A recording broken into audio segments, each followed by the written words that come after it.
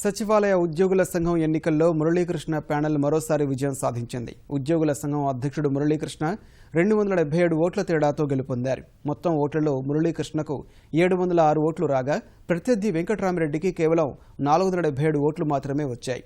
ఉపాధ్యక్షులుగా రమణయ్య, ప్రధాన కార్యదర్శిగా రామకృష్ణ, మహిళా విభాగం నుంచి ఇంద్రారాణి విజయం సాధించారు.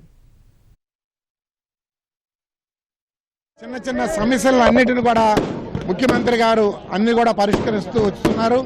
వాటన్నిటికి కూడా ప్రభుత్వంతో మనకున్నటువంటి సన్నిహిత సంబంధంతో రాబోయే రోజుల్లో అన్ని ఎంప్లాయీస్ సమస్యలన్నీ కూడా పరిష్కరిస్తానని ఎంప్లాయీస్ అందరూ కూడా నేను ఒక హామీ ఇవ్వడం జరిగింది. ఆ హామీతోటి ఎంప్లాయీస్ నన్ను గెలిపించడం జరిగింది.